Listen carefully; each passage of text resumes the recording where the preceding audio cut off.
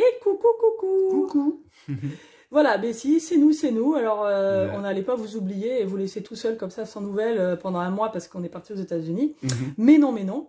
Alors voilà, notre première vidéo depuis qu'on est aux États-Unis. Et qu'est-ce qu'on va voir dans cette vidéo? On va voir notre voyage de la France aux États-Unis, aussi la nourriture. On va voir un petit peu de la nourriture américaine, des petits déjeuners américains. Surtout, ouais, aussi dîner. Au dîner. Aussi dîner aussi. Au dîner, aussi, c'est vrai aussi, tu vois, aussi des sapins de Noël aussi, et aussi les parcs aussi. Ouais, les parcs aussi, et une petite surprise. Voilà, une petite surprise van life. Vous allez voir ça. Ouais. Voilà. Bon, bah, du coup, on vous laisse. Comme d'habitude, merci pour vos commentaires, vos petits pouces. Et n'oubliez pas de vous abonner et de parler de nous à tous vos copains. Ciao, ciao. Ciao. Coucou. On est à l'aéroport. Oui. Je mets mon masque Goldorak. Juste parce que c'est Goldorak. Mais bon, on va mettre des masques parce que bon, on voyage longtemps et on va voir un bébé quand même. Donc voilà, on est parti, première partie du voyage. Tac tac, on y go.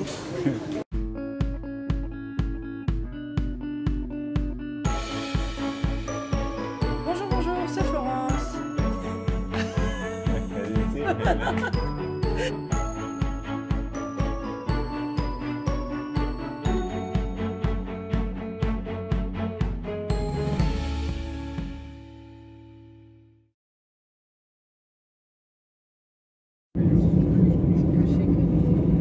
Les démonstrations de sécurité vont commencer. Veuillez retirer vos écouteurs. Merci de respecter l'ensemble des...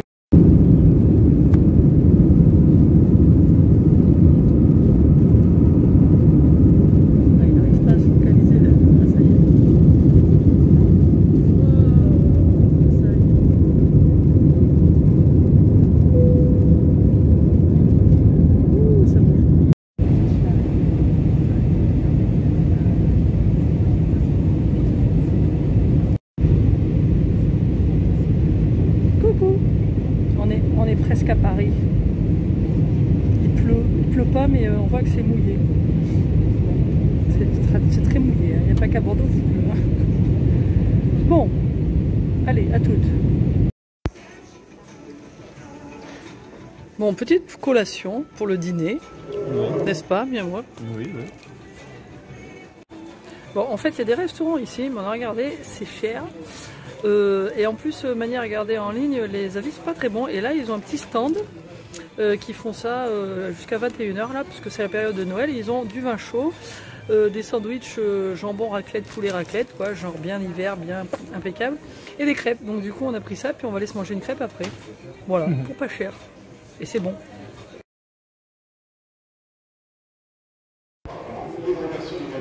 Coucou. Ça y est, dernière minute en France avant le départ. Ils sont en train de faire l'annonce. Bon, à plus aux États-Unis.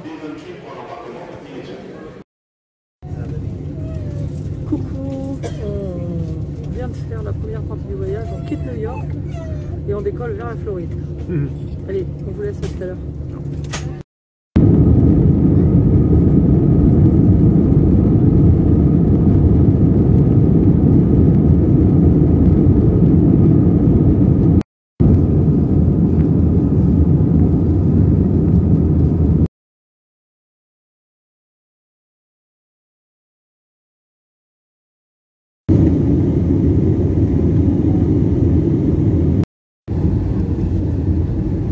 Atterrissage sur Fort Lauderdale, ça nous rappelle des souvenirs parce que c'est là qu'on habitait. On voit qu'il y a un gros embouteillage là.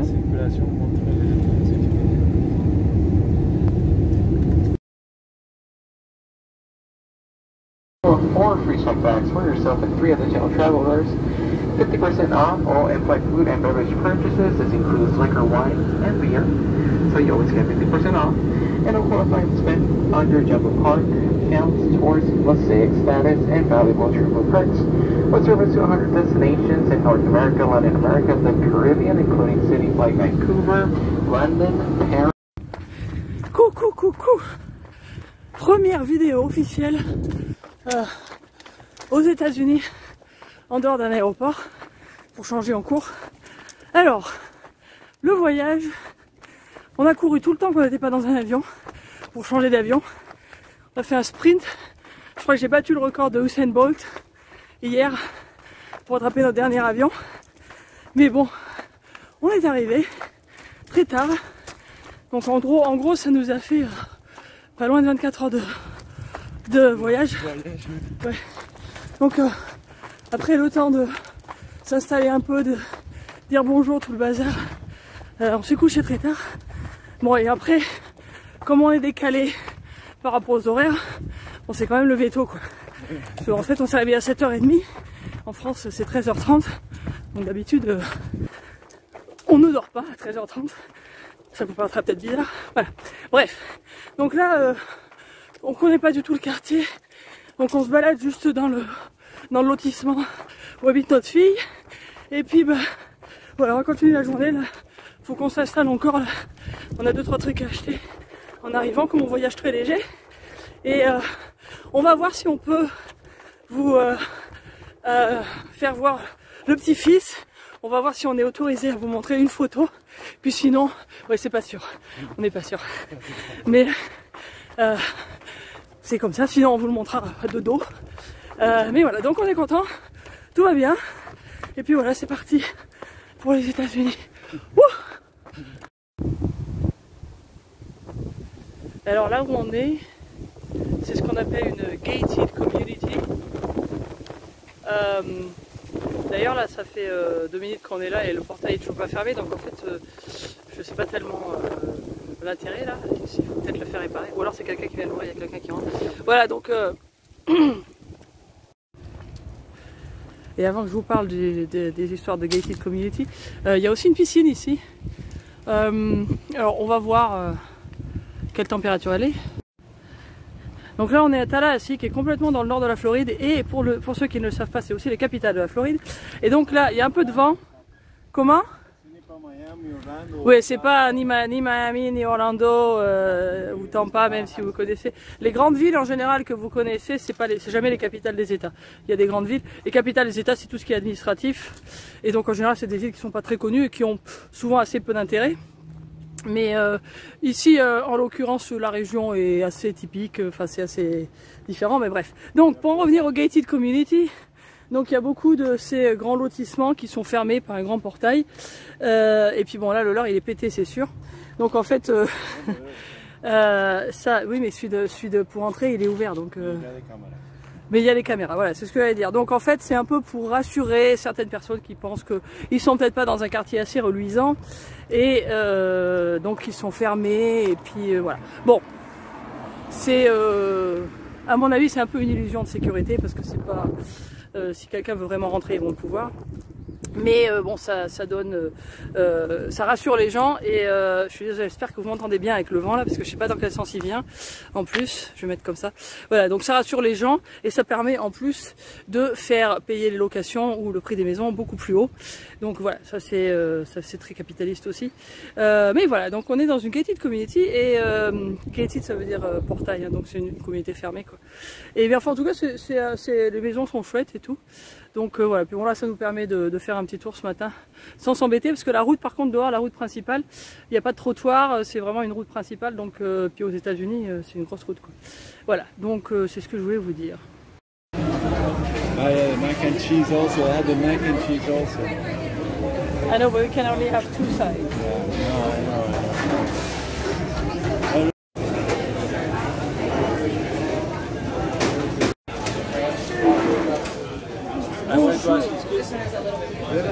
Ok, so, on est dans un truc très typique du sud des États-Unis. On fait, c'est de la viande fumée en fait. C'est barbecue fumé, voilà. C'est très bon. On y va.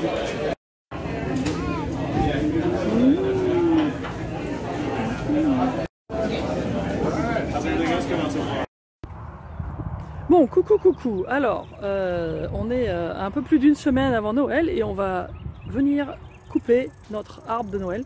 Enfin, je sais pas si on va le couper, on va le choisir. Il y en a certains qu'on peut couper nous-mêmes. Il y a tout un tas de sortes de différents sapins de Noël. Donc voilà, on est dans un petit endroit là qui fait ça.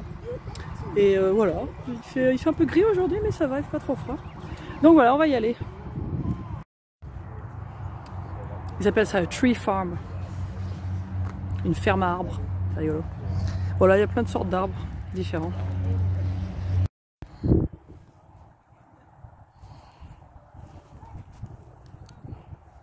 Il y a Mané qui fait l'imbécile là-bas, pour le bébé.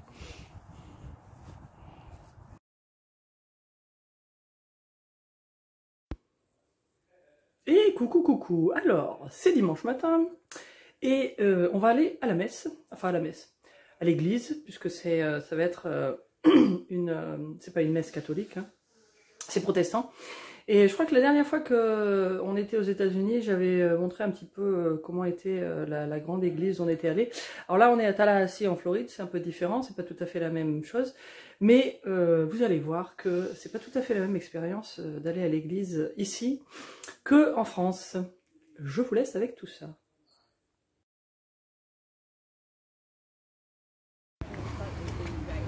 Bon voilà, déjà c'est un parking géant.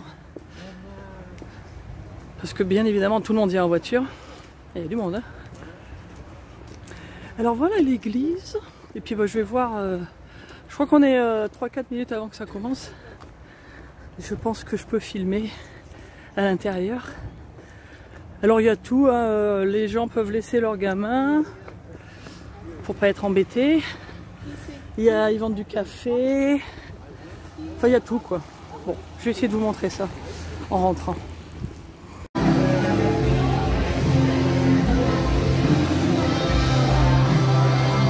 Ah, ok.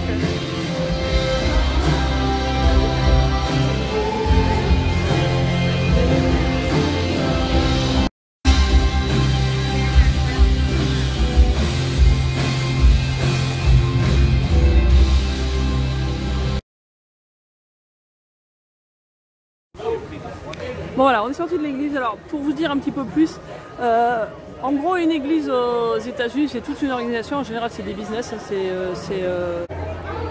c'est enregistré, je trouve plus le mot en français maintenant, comme une entreprise. Hein, et c'est aussi un beau business parce que souvent il y a beaucoup de choses à faire sur les impôts pour pouvoir économiser de l'argent en fait. Donc une église c'est souvent ça sert aussi à ça.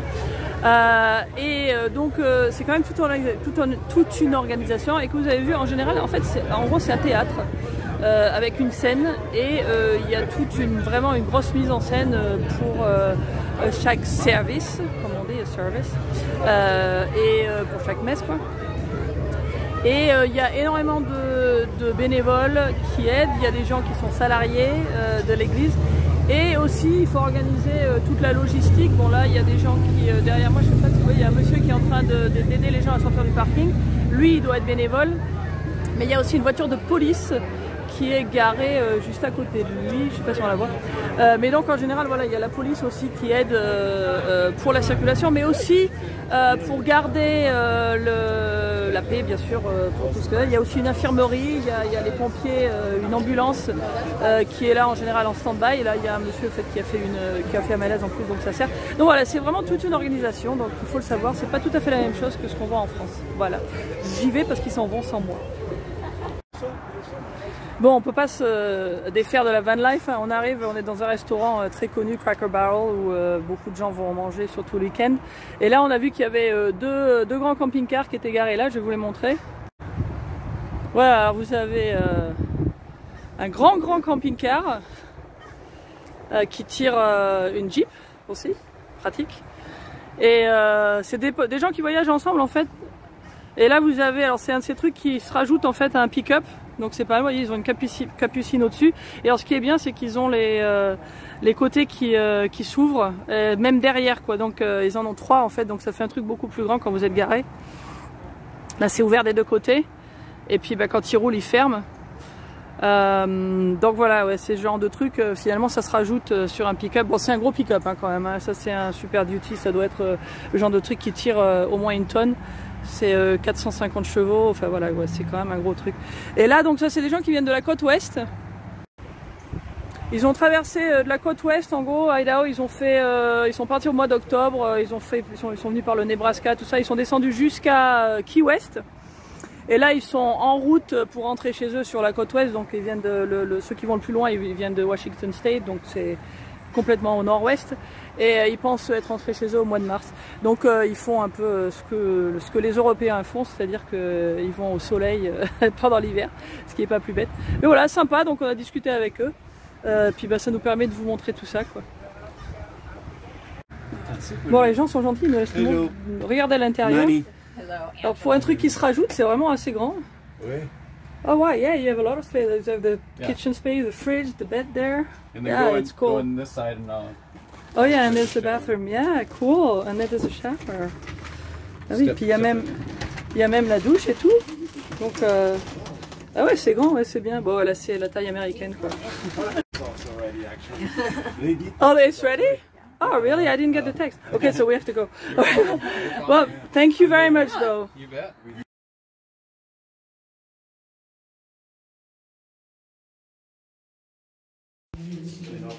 Bon, on s'apprête à faire le sapin. Je vous montrerai le before et after.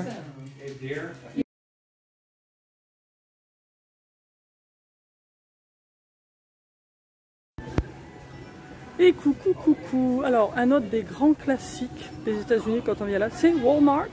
Vous en avez peut-être entendu parler.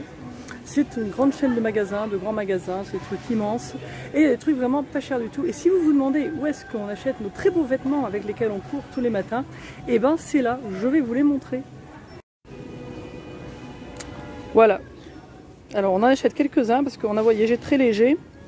Et les t-shirts à manches longues, ils sont à pas tout à fait 9 $. Et ceux à manches courtes, ils sont à pas tout à fait 8. Voilà, donc ça vaut le coup quand même. Alors c'est toute une institution, c'est un truc très très grand, il y a des vêtements, il y a des trucs pour la maison, il y a à manger, enfin il y a vraiment de tout. Voilà. Et une autre institution, non pas lui, ça c'est Michael. Une autre institution, c'est Publix. Alors Publix, c'est une chaîne de supermarchés qui est floridienne, qui a commencé il y a une trentaine d'années, je pense, pas très loin d'ici, plutôt vers le nord de la Floride. Et donc il y en a partout, c'est Publix.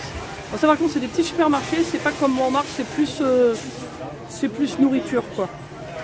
Il y a d'autres choses aussi, mais c'est pas les grands supermarchés, c'est plus votre petit supermarché un peu du coin, quoi. Voilà, c'est Publix, nous y sommes.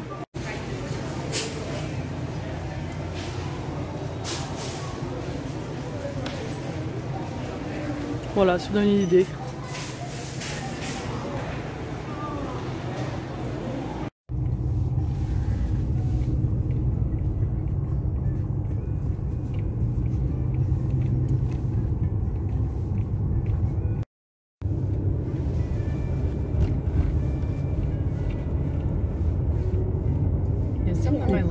Petite maison américaine. Bon, petite sortie aujourd'hui dans un parc. Il y a toujours de très beaux parcs aux États-Unis. Alors ici, c'est un quartier un peu huppé, quand même, il faut le dire. Là, vous voyez, une piscine là, qui en fait, alors elle fait partie du parc, mais c'est privé pour les maisons qui sont juste derrière moi, qui font partie du quartier, mais donc c'est pas ouvert à tout le monde. Voilà, et donc toujours. Hein, aux États-Unis, il y a toujours des très beaux parcs. Ça, c'est vrai qu'il faut dire. Alors, c'est vrai qu'en France, il y a des villes qui ont des jolis parcs et tout ça, mais aux États-Unis, ils ont quand même perfectionné le concept du parc, quoi. Donc, il y a toujours, un peu partout, il y a toujours un endroit, même si vous êtes dans une grande ville, il y a toujours un endroit où vous allez avoir un truc sympa pour un petit peu de verdure. Et puis bon bah là voilà, là c'est sympa. Aujourd'hui il fait assez beau, il a fait froid ce matin, là c'est tombé à 2 ou 3 degrés je pense. Et mais bon par contre après ça remonte un petit peu. Alors ce qui est intéressant, je mettrai les liens au-dessus de moi quand je ferai la vidéo. La dernière fois qu'on était aux États-Unis, on était dans la région de Philadelphie parce que notre fille, enfin notre gendre en fait, est de cette région-là. Alors que nous on vivait dans le sud de la Floride. Donc c'est pas du tout l'endroit où on était, mais bon comme on est allé les voir, ils habitaient encore là. Et alors maintenant ils ont déménagé dans le nord de la Floride, ce qui est aussi très différent de la région de Miami où on était. Alors déjà, c'est pas le même climat. Là, à cette époque de l'année à Miami, vous pouvez encore aller à la plage. Il fait bon. Là, ici, c'est quand même, c'est descendu à 2-3 degrés. Je vous disais ce matin, c'est quand même un petit peu plus froid. Mais alors, par contre, du coup, la végétation est pas du tout la même. Je vais vous montrer ces fameux arbres là qui se trouvent ici. Voilà, alors ces trucs qui pendouillent là, ils appellent ça Spanish moss ici. Ils appellent ça de la mousse espagnole.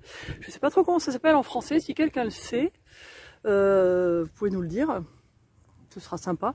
Alors moi je trouve ça toujours très très bizarre. Alors ça me rappelle, apparemment ça rappelle la Louisiane. Enfin c'est tout ce genre de trucs qu'on trouve dans les marais, dans ce genre de trucs.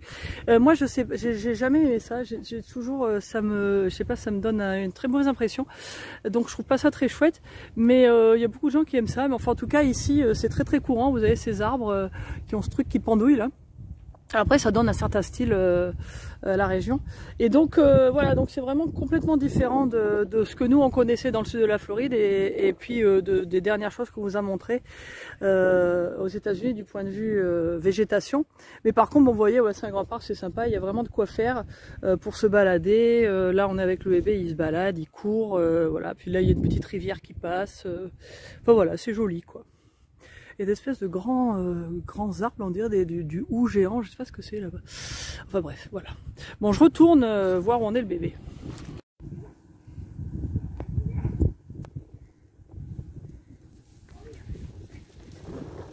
La petite rivière, avec les hérons.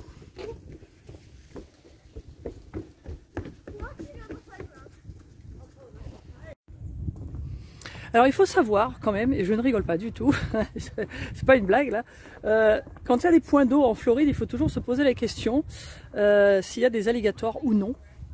Donc il faut toujours faire un peu attention. En général quand c'est comme ça autour des maisons, il y en a peu. Je suis désolée, je suis à contre-jour, puis ça n'arrête pas de donner de l'ombre et tout. En plus, attendez, je vais mettre comme ça sera peut-être mieux. Voilà.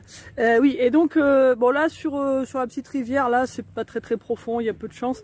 Mais quand il y a des trucs un peu plus grands, c'est vrai que ça peut arriver. Moi j'habitais un moment, quand j'habitais dans la région de Tampa, depuis mon balcon, je voyais un alligator là, qui se baladait dans les petits dans les petits lacs qui étaient autour de mon appartement. Donc voilà, il faut savoir, il y a des alligators ici.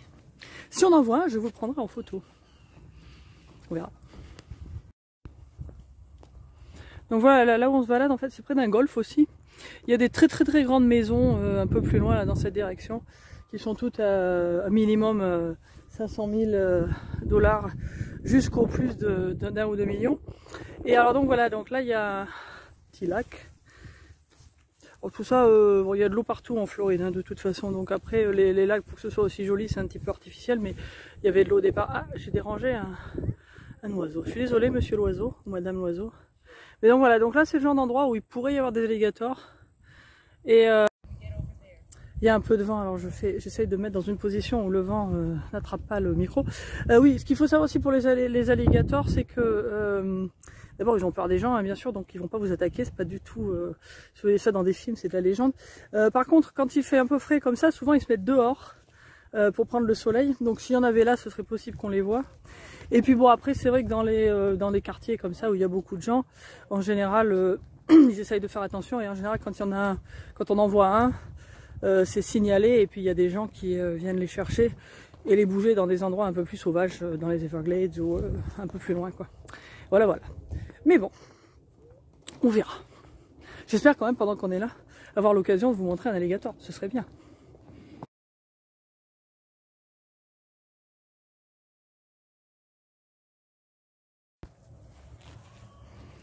Bon, vous voyez que je vous racontais pas des conneries. Hein.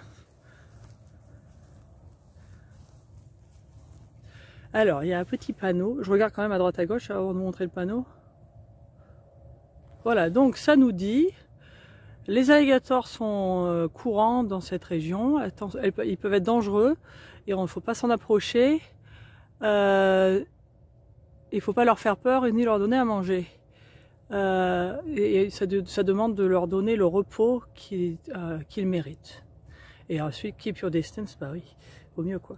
Donc là, effectivement, là c'est à l'ombre, donc il y a peu de chances que Aster il soit dehors, mais à un moment où c'est un peu plus au soleil, ça se pourrait. Donc ouais, ça veut dire qu'il y a bien des alligators. Enfin aujourd'hui, je crois qu'on n'en verra pas. Bon, voilà. Finalement, maintenant que j'y pense, je pense que c'est peut-être un bon moment pour conclure cette première vidéo de notre visite aux États-Unis. Voilà, bon, il n'y a pas grand-chose, hein, mais je vais continuer à vous montrer un peu les choses qu'on fait, les choses qui sont un peu différentes de la France.